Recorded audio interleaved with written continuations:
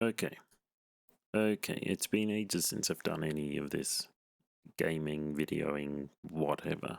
But been playing a little bit of this, 25 hours on Rogue Lords, and I've stumbled upon something that is very game breaking. And just going to make sure, yeah, that is capturing. Great.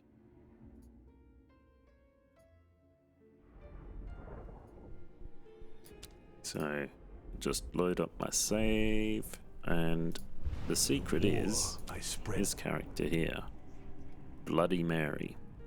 Bloody Mary has a power which is to place a cursed mirror on a single enemy, and that duplicates any attack or any effect that Bloody Mary plays on that enemy. So let's have a look at my build. Right, we have here a few of the relics. We have this one is not applying to Bloody Mary. We have this one, which is just a general make the elites and bosses easier to fight. This one is pretty insane. This one I got lucky and it applied to Bloody Mary when I picked it up. At the beginning of each combat, reduce the cost of a random skill of the holder by 1. Play this effect as many times as charges each time the charge holder passes the social test plus 1 charge. So 11 charges. So that means I've put Bloody Mary through 11 social tests, which are the book events. In fact, you can see it's actually all the way down here. Those are the book events, and then all the other ones, all the other charges, there's one there. Whenever it came up as an optional mission, like the blue ones here, for example, optional mission, put Bloody Mary through them as soon as I picked up that relic. Put Bloody Mary through them and made sure she passed her tests. So let's have a look at the character. Bloody Mary. Pocket Mirror. This is, again, not quite game breaking on its own, but very powerful for Bloody Mary. When combat begins and when a new wave of enemies appears, Mary places the mirror on a random enemy. Now that means you don't have to spend 2 action points to place the mirror on an enemy on the field. The Ouija board, this is the game breaking one, and this one is even better. Again, at the beginning of each turn, reduce the AP cost of one of the holder's skills to 0. That also applied to Bloody Mary when I picked it up. I won't say it's actually even better. It's just, it adds to the game breakingness of what's going on. And then we have get going, do something. I have a reign of terror to install. Yes, thank you. So over here we have Fiance's Kiss. Really useful to pick up 2 copies of this. Obviously these are all maxed out, gold level, but what do they call it? I don't even know what they call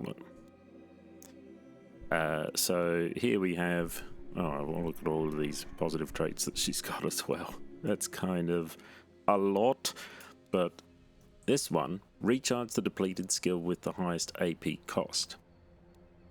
So when you pick up 2 of them, fire off. Actually, I'll have to show you in the combat. So up here, this is the end of the chapter. I haven't played this yet. This is the only combat left. I'm just going to skip through this. Which the Fox it's nice and short anyway. Is guarded by demon hunters. Not in the least awestruck by this coterie, my disciples charge the humans and cut a way through to the 3 old women. Right, so we've got 3... It's going to be 3 very powerful elites over here. Fox sisters, you 3 have been a thorn in my side for too long.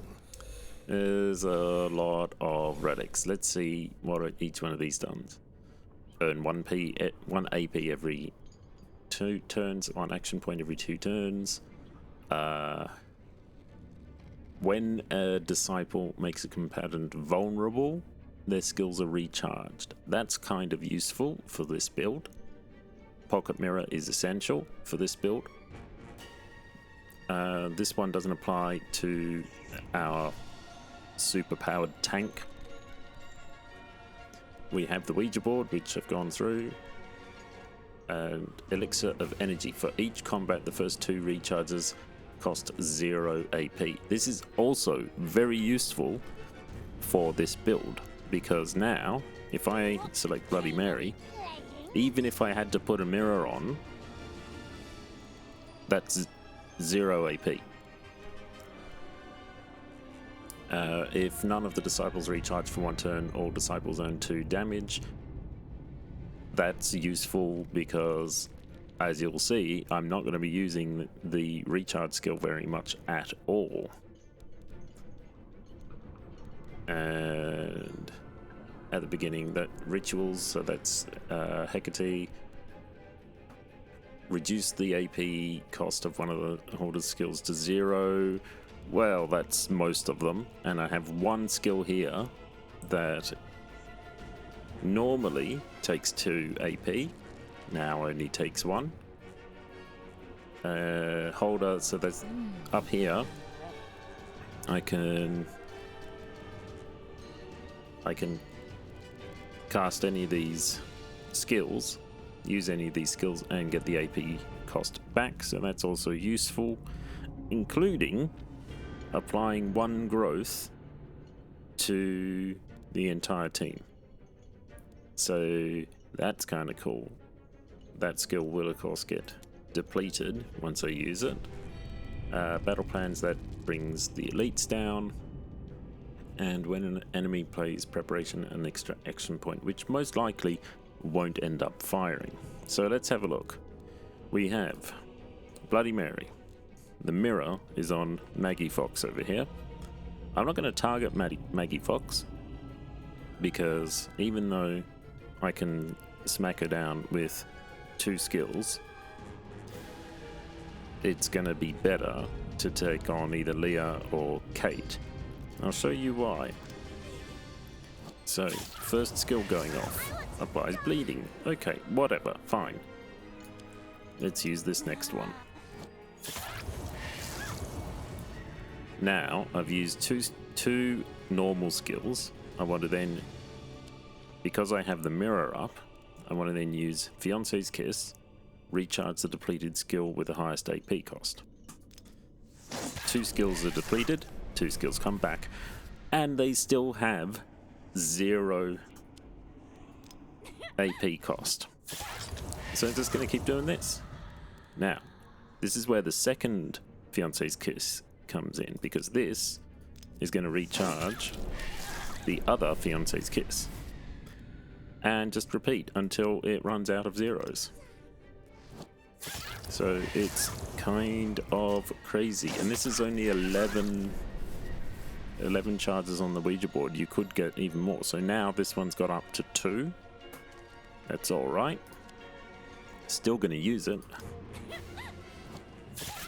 And these are end bosses, so they might not get wiped out from this in this single turn, but from 448 down to 101 and still going. This is a very broken game. So there's another 2 action points that I'm going to have to use there. So this is going to wipe out both of their hit points, and yep, so now I just need the final blow on either one of them. Well, both of them.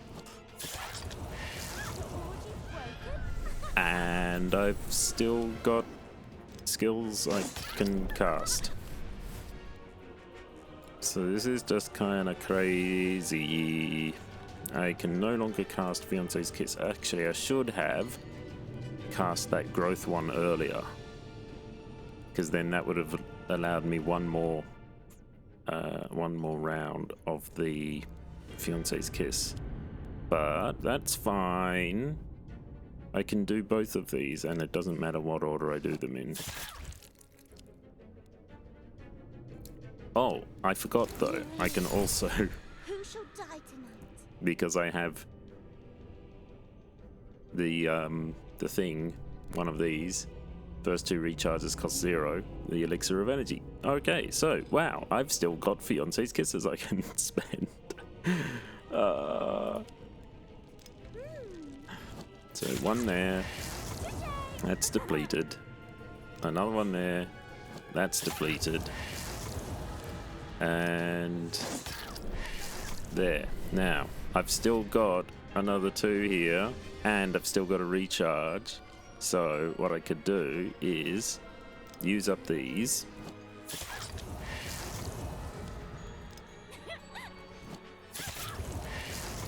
And then recharge and see if I still have any zeros left. And I do! Look, they're all zeros! And that's just... That's just beat the entire chapter's boss in not even a single round. Are defeated. My disciples finally recover the collar Cerberus and leave the region. With Mina Murray and her new servant, we can wager that moonless nights will become even more dangerous for the terrified local humans. That's just an absolutely crazy build. One item, really, doing all the work. But, well, one item doing almost all the work, and then a second one doing the rest. So, the Ouija board bringing the action point spend for all the skills down, and then the elixir of energy to make the recharge cost 0.